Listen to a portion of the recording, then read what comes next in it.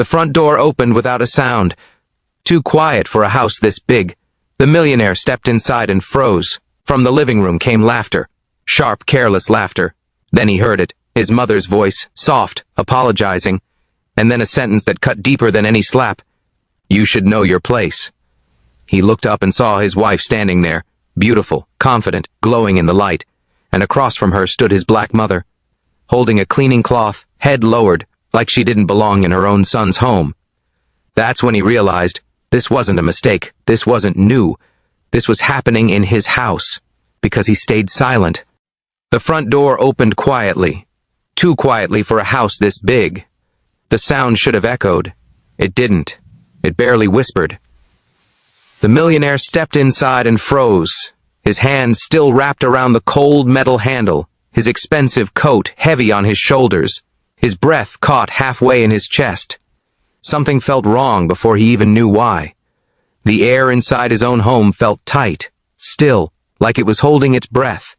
He had come back early. No calls, no messages, no warning. He wanted to surprise his wife. He wanted to hug his mother. He wanted a moment of warmth before the world demanded him again. Instead, the house greeted him with laughter.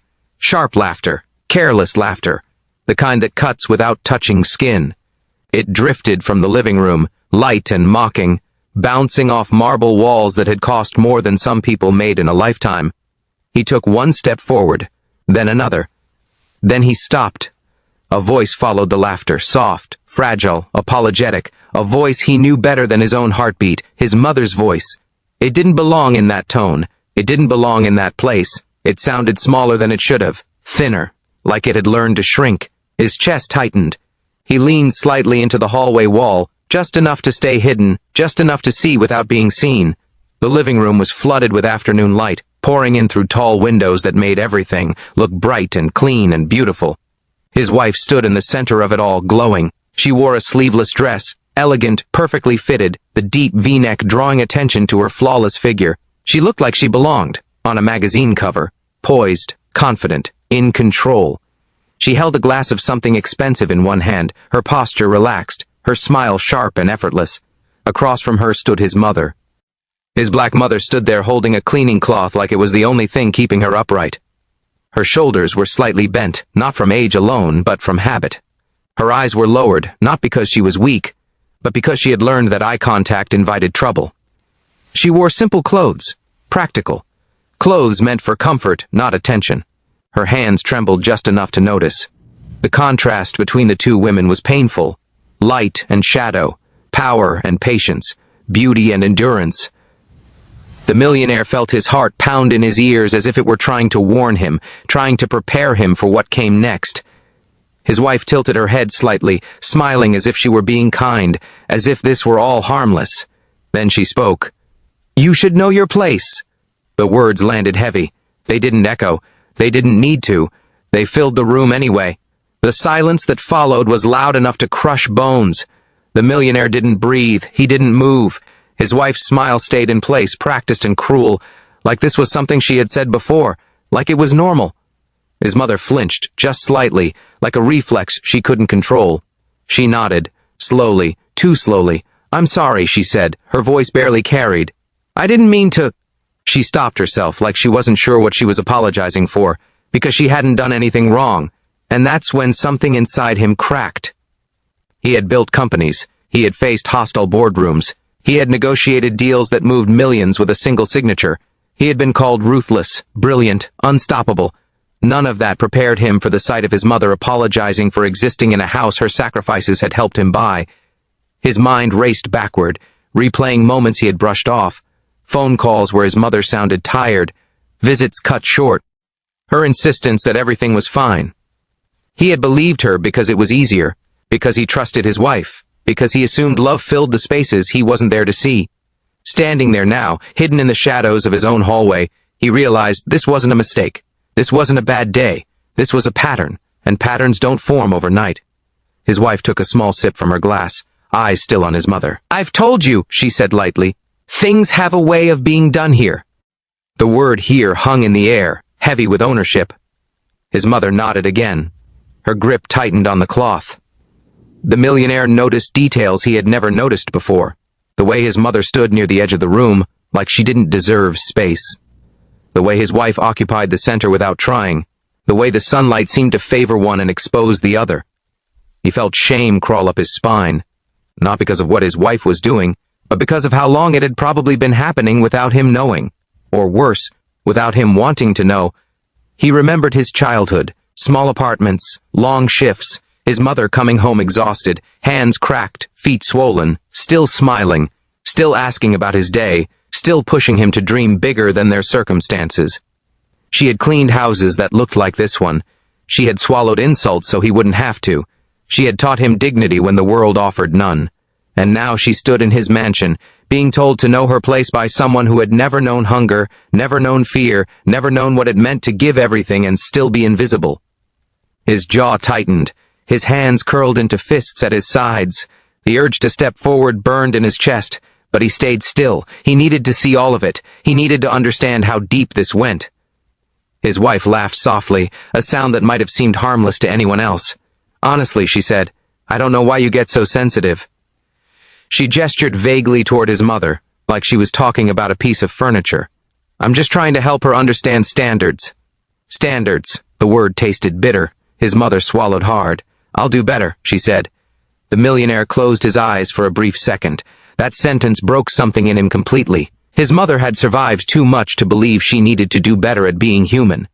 He opened his eyes again, watching as his wife turned away, already bored, already dismissive. Like the moment was over for her. Like the damage was done and didn't matter.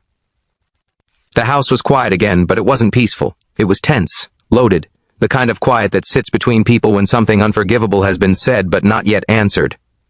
The millionaire felt like an intruder in his own life, like he was witnessing a truth that had been hidden in plain sight. He realized how power worked when he wasn't looking, how it shifted, how it settled into the hands of someone who knew how to use it quietly. His wife didn't raise her voice. She didn't shout. She didn't threaten. She smiled. And that smile did more damage than any scream ever could. Power doesn't always look like rage. Sometimes it looks like elegance. Sometimes it wears a beautiful dress and speaks softly while cutting someone down piece by piece. His mother turned slightly, as if to leave the room, as if to escape without drawing more attention to herself. The millionaire felt panic spike. The idea of her walking away thinking this was acceptable, thinking she deserved it, was unbearable. He took a step forward before he could stop himself. The floor creaked, just a little. His wife froze. Her head snapped toward the hallway. Their eyes met for the first time since he had walked in. For a split second, something flickered across her face. Surprise, fear, calculation. She hadn't known he was home. She hadn't expected an audience. The room seemed to hold its breath again. "Why are you home?" she asked, her voice carefully, neutral, carefully controlled. The millionaire didn't answer. Not yet. He looked at his mother instead. She hadn't seen him. Her eyes were still down, her back turned slightly, like she was bracing for another comment, another correction. The sight filled him with a mix of rage and sorrow so intense it made his vision blur. He realized then that silence had protected the wrong person for too long. His silence, his absence, his trust. All of it had created space for this moment. The richest man in the room felt poorer than he ever had in his life. He stepped fully into the light. His coat slipped from his shoulders and hit the floor without him noticing. His wife straightened, forcing a smile that didn't reach her eyes. "You should have told me you were coming back early," she said lightly. He still didn't respond. He walked past her without touching her, without looking at her, and stopped in front of his mother. Slowly, gently, he reached out and took the cleaning cloth from her hands. She looked up then. Her eyes widened. Confusion, relief, fear, love. All of it collided in that single glance. He held her gaze, steady and calm, and in that moment, everything changed. Behind him, his wife's smile cracked. Just a little. Enough to show the truth underneath. The millionaire turned his head slightly, not fully facing her yet. The tension in the room was thick enough to choke on. He hadn't said a word. And somehow that was louder than anything she had said all afternoon. The story was no longer about surprise visits or small misunderstandings. It was about power, about dignity, about what happens when silence finally ends. And as the light poured in through the windows, illuminating everything that had been hidden for far too long, one truth settled heavily in the room. This house, this marriage, This life was about to change forever. The days before came back to him in fragments, sharp and uneven, like broken glass scattered across his mind. Missed calls he had ignored because meetings ran long, messages he skimmed while walking through airports. His mother's voice on the phone, always calm, always careful, always ending with the same words. "Everything is fine." She said it too quickly. He heard that now. He hadn't then. He had believed her because he wanted to, because believing her meant he didn't have to look closer. Standing in the hallway of his own home, watching the quiet cruelty unfold, he understood that those words had never meant fine. They had meant endure. His wife moved through the house like she owned the air itself. Her heels clicked softly against the marble floors, a sound the staff had learned to respond to without hesitation. Heads turned when she entered a room. Conversations stopped. People listened. She didn't need to raise her voice. Authority followed her naturally, like perfume. She knew it, she enjoyed it, and she used it. The staff obeyed her without question, not because they loved her, but because they feared the consequences of disappointing her. Schedules shifted at her instructions changed mid-sentence. Smiles were expected, gratitude was assumed, and through it all, his mother moved differently. His mother stayed close to the walls. She stepped lightly, like she didn't want to leave marks on the floor. She waited to be spoken to. Even when she had something to say, she folded herself smaller than she was, shoulders tucked in, voice low, eyes careful. The Millionaire watched the contrast with a sickness growing in his stomach. This woman had once filled entire rooms with strength. She had commanded respect without money, without titles, without fear. Now she flinched at polite laughter. She nodded at jokes that weren't jokes. She smiled when she should have been angry, because anger wasn't allowed here. Every correction came wrapped in kindness sharp. Enough to draw blood. His wife never sounded cruel to anyone who didn't listen closely. "I'm just trying to help you improve," she would say, tilting her head, lips curved into a soft smile. Improve. The word carried weight. Improve meant you're not enough as you are. Improve meant you should be grateful I noticed your flaws. Improve meant humiliation delivered gently, so gently that anyone watching Angie might think it was love. The millionaire watched his wife correct the way his mother set the table. The plates were moved an inch to the left, then an inch back to the right. A sigh followed, a small shake of the head. "No, not like that," she said lightly. "We do things properly here." His mother apologized, every time, even when the mistake wasn't real, even when the rules changed depending on his wife's mood. He watched her adjust her posture at the dinner table after a comment about slouching. He watched her laugh awkwardly after his wife mentioned how dark the room looked with her standing there, then joked about needing better lighting. He watched his mother's smile freeze, then return, thinner than before. Skin tone was mentioned casually, like a harmless observation. "You're getting so dark in the sun," his wife said once, swirling wine in her glass. "You should be careful." The table went quiet. His mother nodded. The millionaire's hands tightened under the table as he replayed that memory now. He hadn't been there then. He wished he had been. The house itself looked perfect. Bright sunlight poured in through massive windows, bouncing off expensive art pieces he had bought without a second thought. Sculptures, paintings, objects meant to signal success. Wealth lived in every corner. And yet the air felt heavy, thick with things unsaid. It pressed down on his chest as he stood there unseen, listening. He realized how easy it was for cruelty to hide in beautiful places, how silence could decorate itself with luxury and still rot from the inside. His wife laughed. Ed again, soft and controlled, as she handed his mother a piece of paper. The list of chores was long, longer than anything the staff was given. He could see that from where he stood. His wife held it out like a favor. "I figured it would be good for you to stay busy," she said. "She should earn her stay, right?" She laughed. Someone else laughed too. Maybe a staff member, maybe a friend. It didn't matter.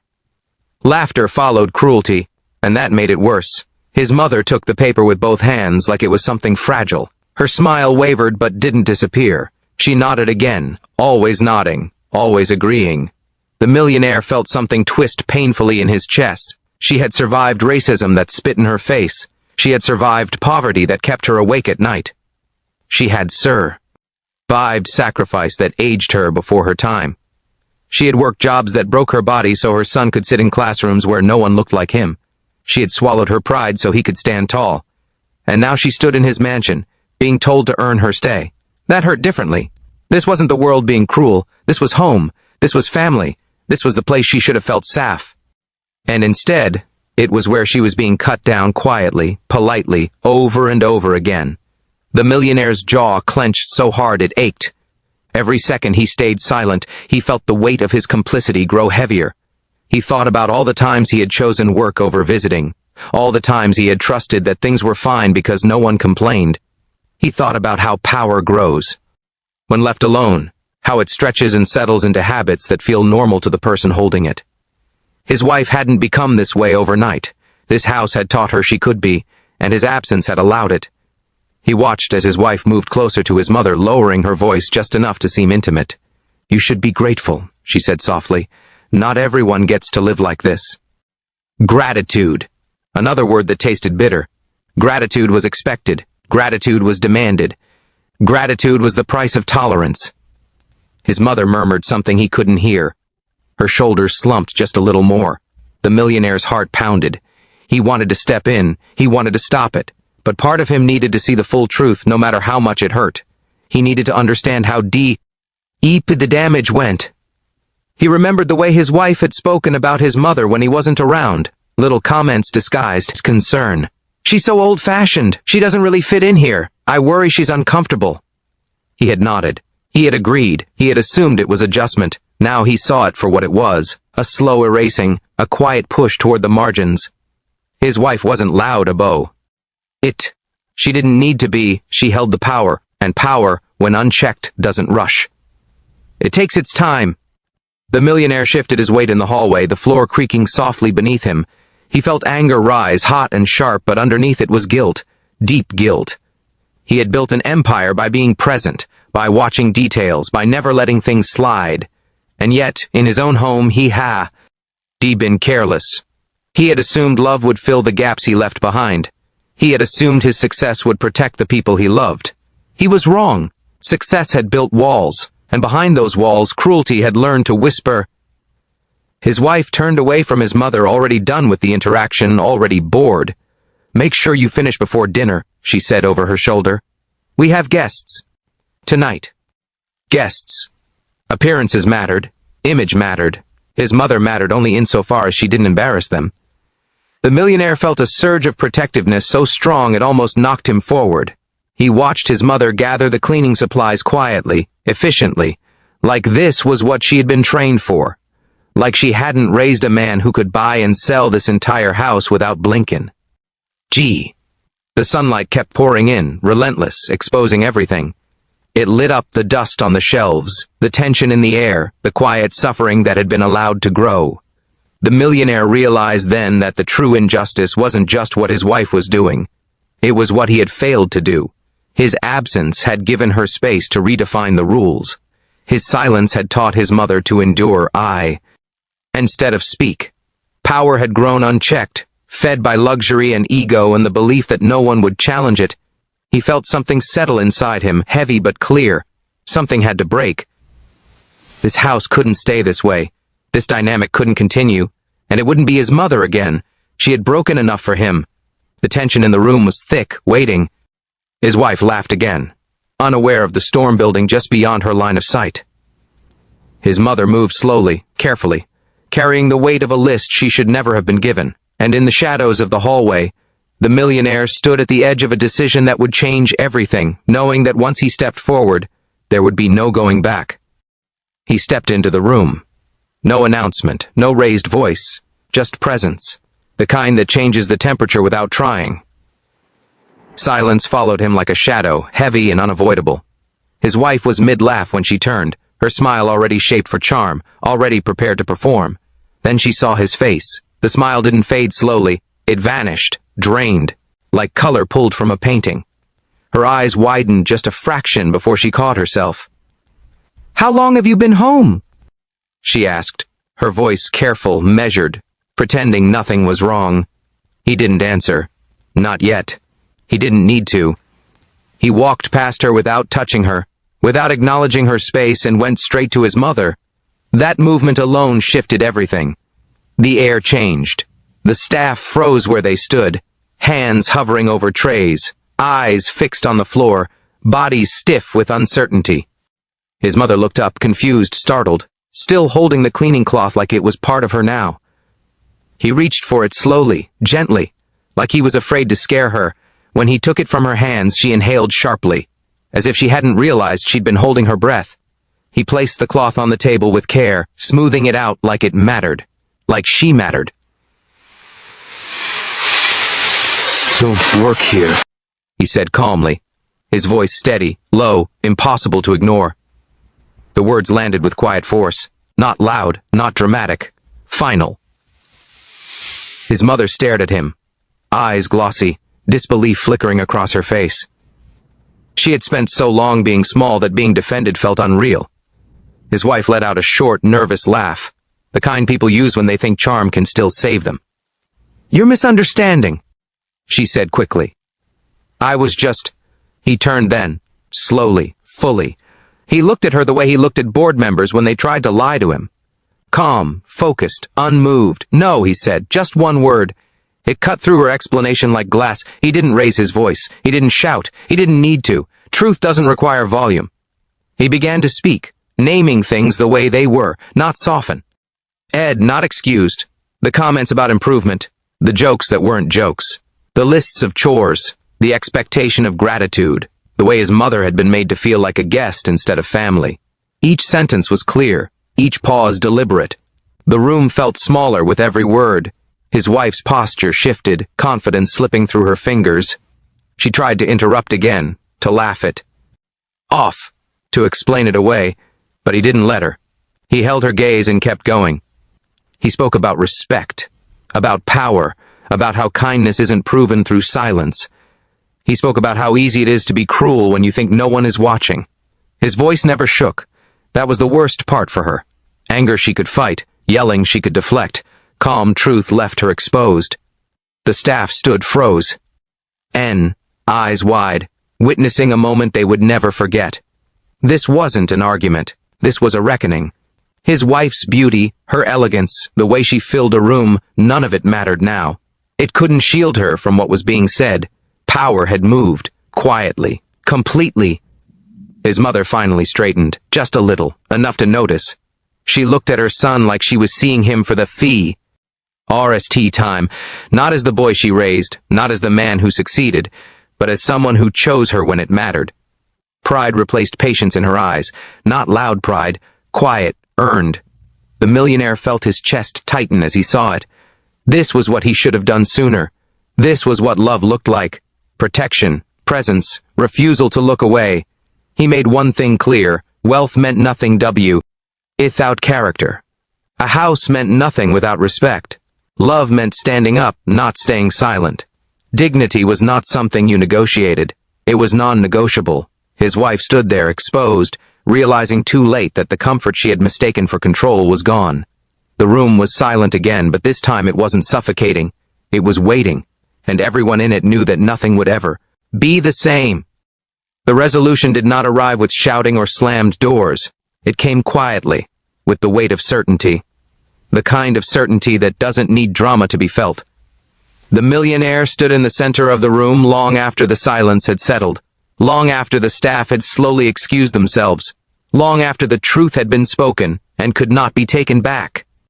His wife stood across from him, no longer the queen of the house, no longer glowing with untouchable confidence. She looked smaller now, still beautiful, still polished, but stripped of the power she once carried so easily. He did not rush. He did not threaten. He gave her a choice, and he made it clear that it was real. Humility or absence, respect or removal. There was no third option. No. Negotiation wrapped in comfort. No second chances hidden behind wealth. His voice was calm when he said it, but the finality in his tone made it impossible to misunderstand.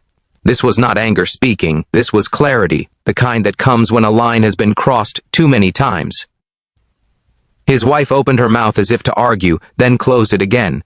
She searched his face for doubt. She found none. For the first time since she had entered his life, she realized she could not charm her way out of this moment. Control had slipped from her hands, and there was nothing left to grab. His mother stood nearby, unsure of where to place herself, still learning that she did not need permission to exist fully in this house. The millionaire turned to her gently and told her she would be moving into the guest wing, not because she needed space, but because she deserved comfort, because she deserved privacy, because she was family, not a helper, not a guest earning her stay. Family. The words hung in the air, heavy and healing all at once. His mother blinked, her eyes filling despite her efforts to stay composed. She nodded slowly, overwhelmed by the simple dignity of being chosen without conditio. Ness. The house changed after that, not immediately, but noticeably. The air felt lighter, like something toxic had been removed. Sunlight still poured in through the windows, but now it felt warmer instead of harsh. The art on the walls seemed less imposing. The rooms felt larger, more open. Truth has a way of letting light in, and once it does, darkness struggles to stay hidden. The staff moved differently too. Freer, quieter in a peaceful way, not a fearful one. They watched carefully, absorbing the shift, understanding that something important had happened here, something they would remember long after. That evening, the millionaire sat beside his mother in the guest wing, a space that had once gone unused, preserved for appearances rather than people. Now it felt alive. He sat close her on the edge of the bed, holding her hand the way he used to when he was small and afraid of the dark. Her skin felt warm, real, solid.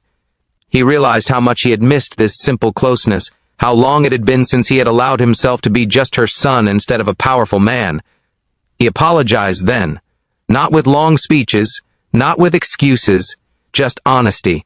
He told her he was sorry for not seeing sooner, sorry for trusting silence, sorry for letting his success create distance instead of protection. His mother listened without interrupting. She squeezed his hand gently when he finished. She didn't scold him. She didn't dramatize the pain. She told him she understood, that she had stayed quiet, because she didn't want to be a burden, because she didn't want to cause trouble. She thought enduring was love. The words cut deep, but they were necessary. The millionaire felt tears rise, uninvited and unstoppable. He let them come. For once, he didn't hide. For once, he didn't need to be strong. He just needed to be present. From the doorway, his wife watched. She stayed at a distance, unsure of her place now, finally understanding what she had lost. She saw the intima sigh between mother and son and felt something unfamiliar twist in her chest. Regret. Not because she had been caught, but because she had misjudged the cost of her cruelty. Beauty without empathy suddenly felt hollow. Control without love had collapsed in on itself. She realized that the power she once held had never truly belonged to her. It had been borrowed, and now it was gone. The days that followed were quiet, not tense, reflective. Boundaries were set and respected. His wife moved through the house carefully now, aware of every word, every glance. The choice she had been given lingered over her like a mirror. She could change, or she could leave. Either way, the rules were clear. The millionaire did not waver. His mother settled into her new space slowly, cautiously, learning to relax without fear of correction. She laughed more, slept better, spoke freely. The house responded in kind, as if it too had been waiting for permission to breathe. There was no revenge in how things ended. No public humiliation, no dramatic exile, just restoration and accountability. The millionaire understood that true justice wasn't about punishment. It was about protection, about making sure harm could not continue, about choosing dignity even when comfort begged him to look away. He had learned something essential about himself, about leadership, about love. Power used to humiliate always comes back around, and silence always has a price. He had paid it once, he would not pay it again. One evening, as the sun dipped low and painted the sky in soft colors, the millionaire stood in the living room and looked around. The same space that had once held quiet cruelty now held peace. He thought about how close he had come to missing the truth entirely. How easy it would have been to stay absent, to stay silent, to stay comfortable. He understood now that wealth could build walls, but only character could tear them down. The richest man in the room was not defined by money or property. He was defined by the moment he chose to stand up when it mattered most. The lesson settled deep, not just in him, but in everyone who had witnessed the change. Never confuse silence for weakness, never mistake kindness for permission, and never forget that how you treat those with less power reveals exactly who you are. Dignity does not announce itself loudly. It stands firm, and in the end, that firmness is what lasts.